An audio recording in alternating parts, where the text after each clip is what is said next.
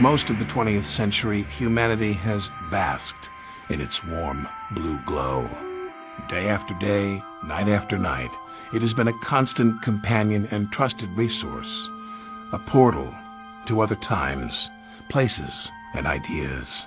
From the very beginning, there were detractors, the mothers, the fathers, the teachers, the clergy, the press, the Amish, each uttering the same familiar phrase. TV will rot your brain. Rot your brain. Absolutely, TV will rot your brain. TV will rot your brain. TV will rot your brain. Everybody knows, TV will rot your brain.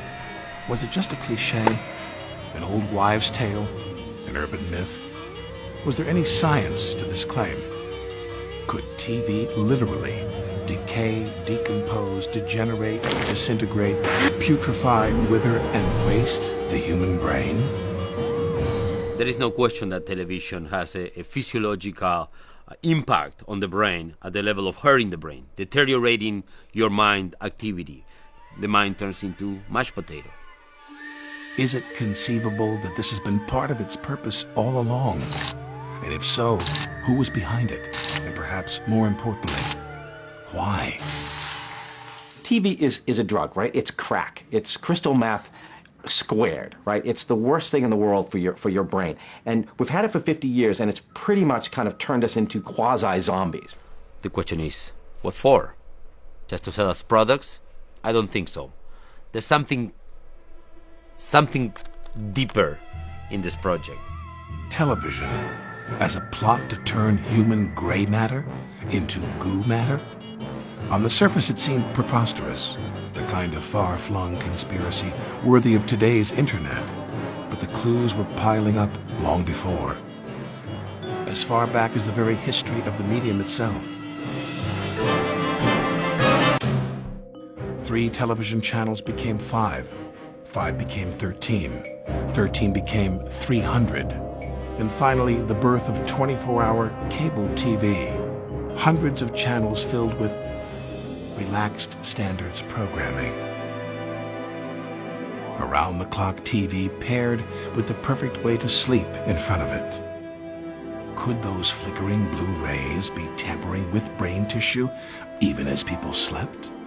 In 1977, Jerry Mander theorized on something called alpha waves, which is the type of brain activity induced onto the brain by television, and is the effect of emotionless mind.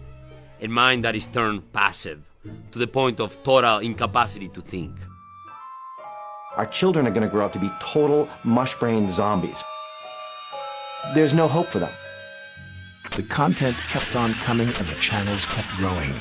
Many beamed directly from space, culminating in the phenomenon dubbed reality TV, a scriptless, plotless, pointless, thoughtless, relentless genre that dished up all the experiences humans missed while sitting on their couches.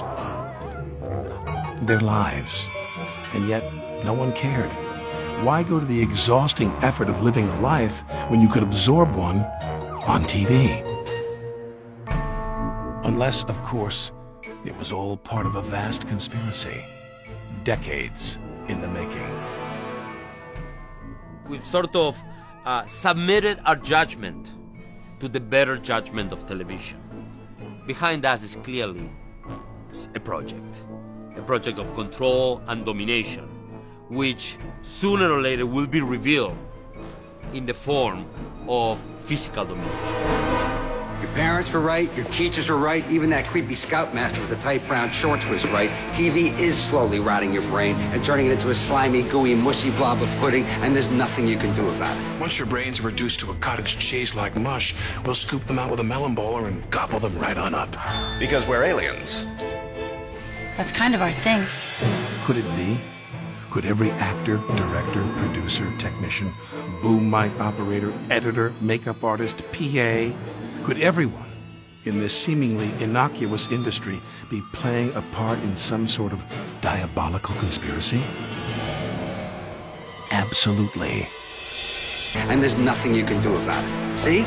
I just told you what was happening, and you're still watching TV. Amazing.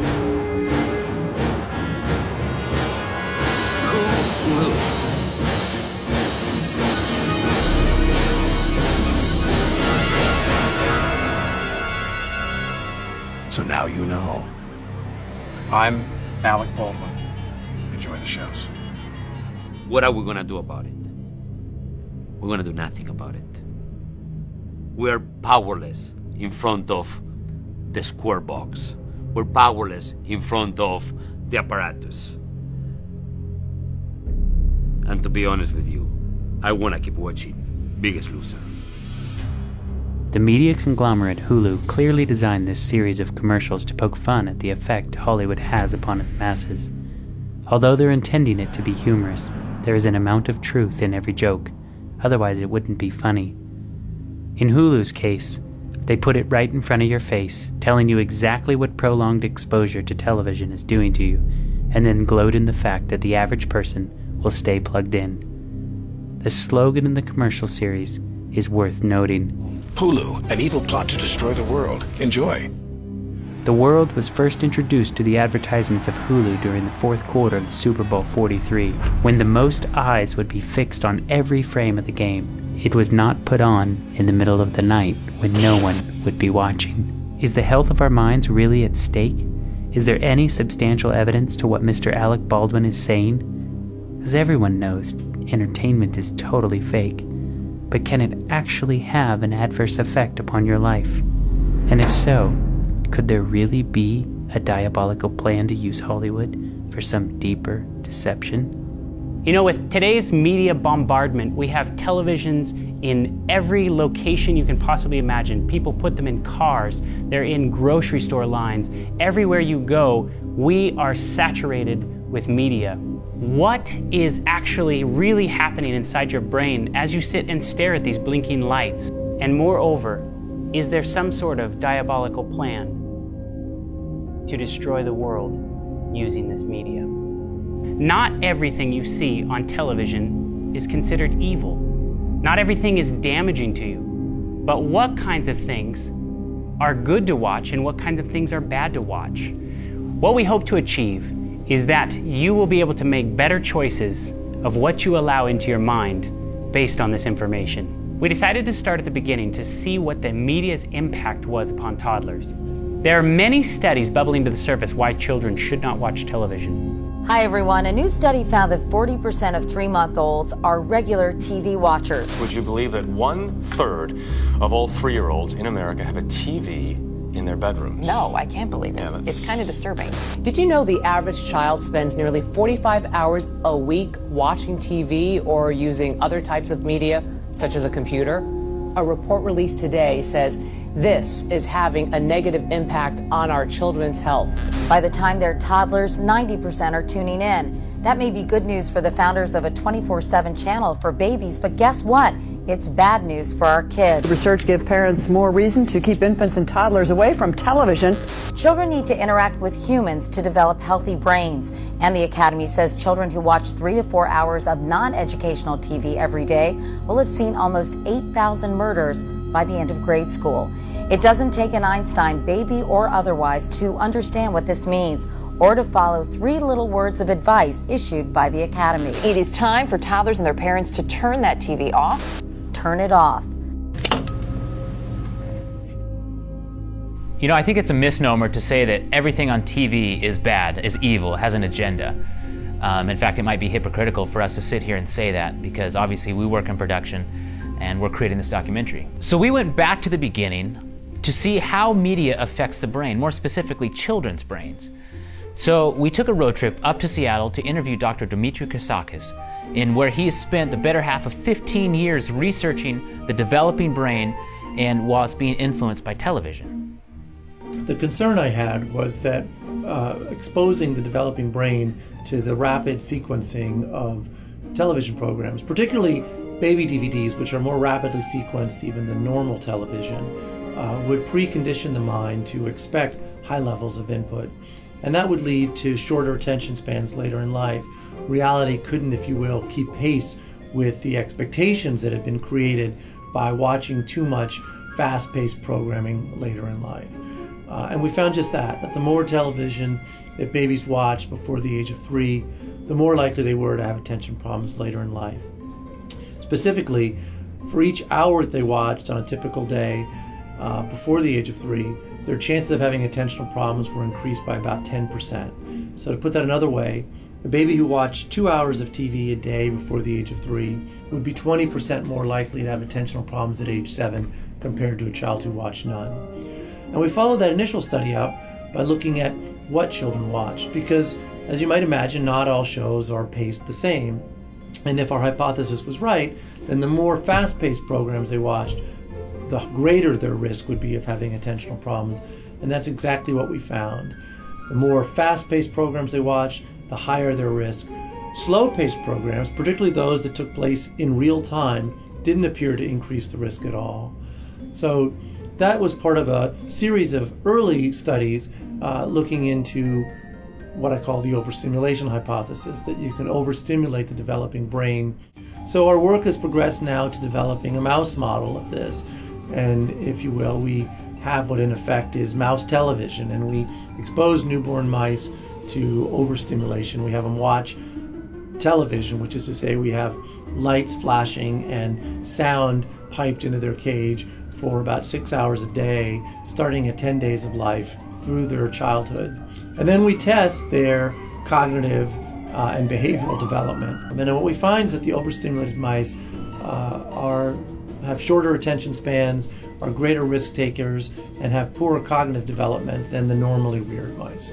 Now, when we're talking about children and you're exposing, or children are exposed to this, what age range are we really talking about? I mean, is there a difference between, a 5-year-old, 6-year-old, or 7-year-old? In 1970, the average age at which children began to watch television regularly was 4 years of age.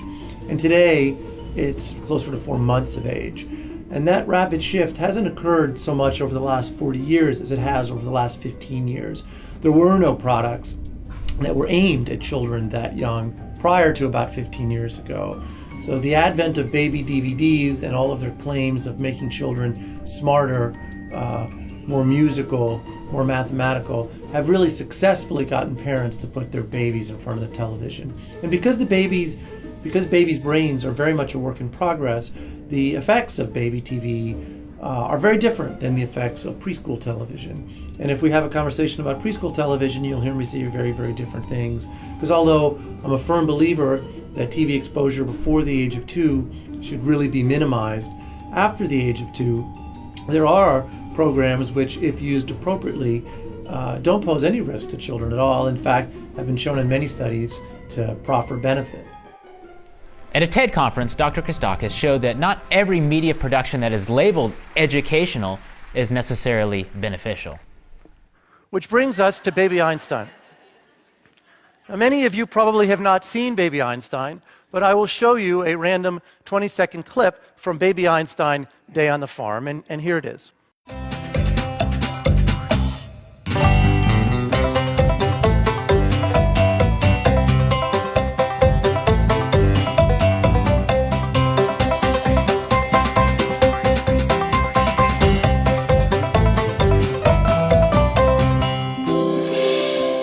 In that 20-second clip, there were 7 scene changes, about 1 every 3 seconds. It's about the most exhausting day on the farm since John Steinbeck's Grapes of Wrath. And of course, it's nothing like being on a real farm, right? Adults watching this find it discombobulating because your mind is trying to make a coherent narrative out of this, and there is no coherent narrative. It jumps all over the place. But babies aren't trying to make a coherent narrative out of it. They're not capable of doing that. It's all of that screen change, all of that stimulation that's keeping them actually engaged in the screen. So we've had for a while what we call the overstimulation hypothesis, which is that prolonged exposure to this rapid image change during this critical window of brain development would precondition the mind to expect high levels of input, and that would lead to inattention in later life. So you watch enough Baby Einstein Day on the Farm as a baby, and when you go to a farm as a school-age child, it's boring. It's too slow. How come there's no sheep suddenly popping into my face? How come there's no marionette going back and forth? Why do I have to walk from here to there? That's the general idea, that you're conditioning the mind to that reality, which doesn't actually exist. Is there a danger to exposing the mind to realities that don't really exist? If you just observe a small child at play, you'll notice that they're very active in their play. They're very animated. When you take that same child and you place them in front of the television, that activity stops. The same thing takes place in the mind. Parts of the mind simply stop. Watching television is a passive activity. You're not interacting with what you're seeing. A child's mind, to develop properly, needs to interact with the world around them, needs to interact with people especially. When you're born with billions of brain cells and trillions of connections can be made. By the age of 3, you have twice as many synapses as you do as an adult.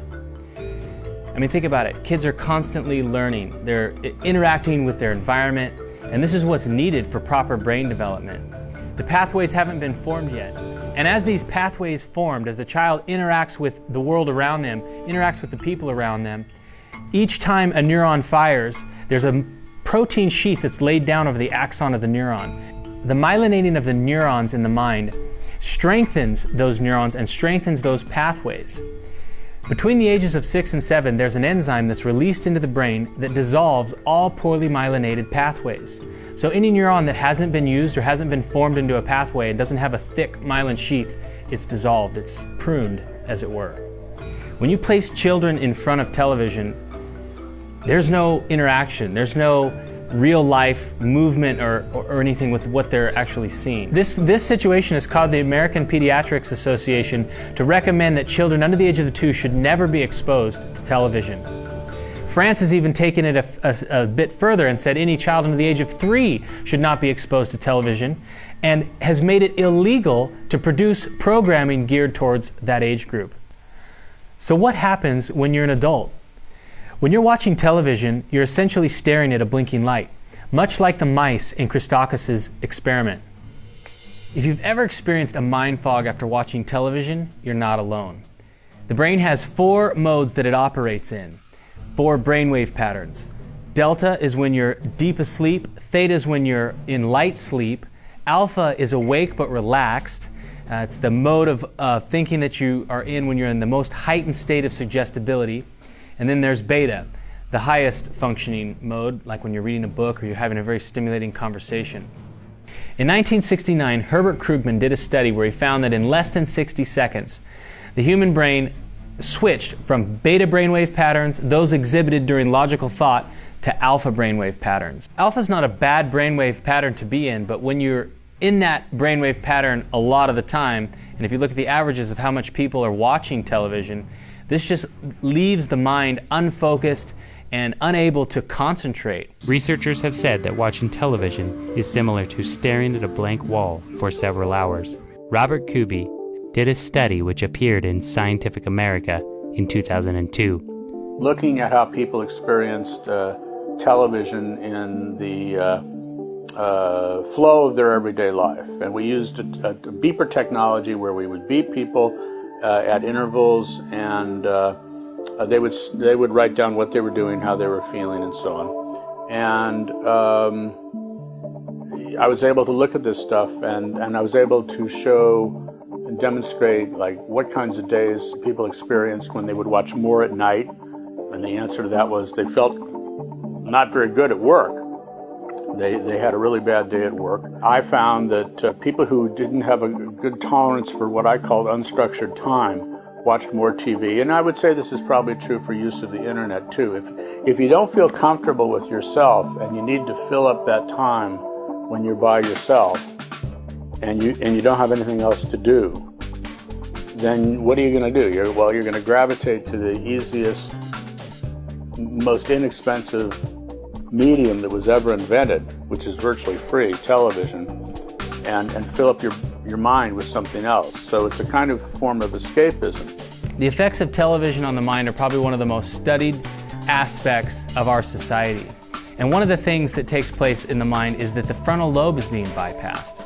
Within minutes of sitting down and watching television, the frontal lobe activity simply goes almost to nothing. The frontal lobe of the brain is the seat of spirituality, morality, and the will. It's actually the analytical portion of our brain, and it's actually the decision maker. And so it's a crucial aspect in regards to our future success and happiness is how well our frontal lobe is functioning. And unfortunately, entertainment television suppresses the frontal lobe of the brain. Actually, in about 90 seconds of viewing it, the frontal lobe circulation begins to go down, and it actually has an adverse effect. And you know, the interesting thing is people watch entertainment television often due to the fact that they feel a little depressed or anxious, and it kind of calms them. But in reality, it's a very short-term fix, and it's going to complicate things in the long run. Of course, I'm most known for the one who treats depression and anxiety. In fact, we treat the most severe forms of depression and anxiety. And what we have found is virtually every depressed patient will have about a 40% decrease in circulation and activity of the frontal lobe of the brain. And so we're trying to enhance the frontal lobe. And so, you know, unfortunately, you know, a lot of these gadgets that produce this overstimulation, they can be fun for the short term. But, you know, there's more fun things to do than ever before in human history, but yet we have more depression than ever before in human history, more anxiety. Mental health problems are skyrocketing throughout the world, and the entertainment medium is one of the primary reasons why this is occurring. Studies will clearly demonstrate that when you go to entertainment as a way to either get fun, and it becomes a habitual process, the risk of depression and anxiety will more than double. So we decided to drive down to LA and to talk to a top neurologist and find out really what's happening with the frontal lobe when we watch television. Well, each hemisphere has a prefrontal cortex, and it is, depending on how you measure it, 30 to 33% of the human neocortex. It has many functions which are often discussed in terms of cognition as executive abilities. I like to summarize it by having a role that you'd expect from a chief executive officer of a corporation, making strategic decisions, monitoring the performance of those activities, making corrections en route, and so on. It's also the source of social behavior. It turns out that humans are particularly visual animals. A lot of the information that is required for relating to the environment is visual. And so a lot of the posterior part of the neocortex is devoted to complex visual processing beyond the primary visual cortex. So that I think of it as a gradual reconstruction. Well, what you see is not necessarily a carbon copy of reality. What you see is a gradual coding and reconstruction of the signal in neurologic terms. And in that process, a lot of interpretation goes on. So Dr. Mendez says that the frontal lobe is like our command center. It's like where we make all these executed decision-making processes. That our perception of reality is based upon what we basically take in through our visual cortex. Now, question, could you change someone's reality based on what you give them visually to watch? Dr. Michael Rich, a media expert from Boston's Children's Hospital, wrote an article about what happens in your brain when you sit down and you watch a 3D movie, and here's what he says. So what does your brain do when it's sitting in a theater looking at a giant screen wearing 3D glasses and swimming in surround sound, processing 24 images that flip by per second? Your brain dutifully processes those stimuli and does little else. In fact, your prefrontal cortex, which is involved in impulse control, future thinking, and moral choices, is basically inactivated during this process. That is why you get lost in a movie. Also, researcher Jacob Jacoby found after testing 5,400 viewings that 83% of those viewers misunderstood or miscomprehended that which they watched only moments before. That's what happens when the prefrontal cortex or the frontal lobe is shut off. You know, one of the interesting things about educational TV, you know, for instance, C-SPAN is educational TV. It may not be the greatest education, but it's one camera view and there's a senator up there giving a talk and giving a lecture. And you'll see something happen when you're in a room. You know, I being a doctor, there's a doctor's lounge at the hospital I'm at. And often doctors look for educational TV when they're there together. And you will see them stand up and begin to vehemently argue against a television set. Because they'll say, you know what, he left this out. He left that out. He's not mentioning this. This is a very biased presentation. You will never see anyone argue with their television set when entertainment television is going on. You will see them actually just sitting there, accepting all this, maybe laughing or crying, but they're not going to argue with the set because they don't have the ability. They may vehemently disagree with what's going on that program, but they have no ability to actually bring forward that disagreement and start to logically go through the arguments in their mind because of the suppression of the frontal lobe of their brain. Furthermore, research has shown that the limbic system cannot tell the difference between something that is real and not real. That's a job for the frontal lobes or the prefrontal cortex, which is virtually shut off, remember? So what happens is your limbic system then reacts to television or a movie as if it's real. It releases the appropriate hormones of the fight or flight system in conjunction with the stresses that it places upon the body.